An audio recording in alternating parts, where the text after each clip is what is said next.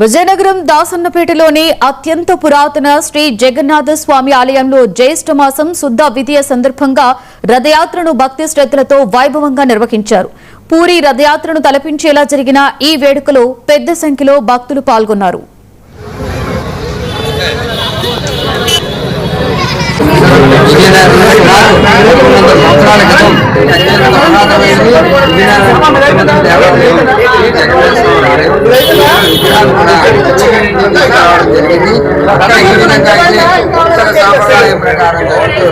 అలాగే ఇక్కడ వైకాంశ సాంప్రదాయం ప్రకారం కార్యక్రమాలని అన్ని కార్యక్రమాలు తెలుగులో ఎలా జరుగుతాయో అలాగే చేస్తాను.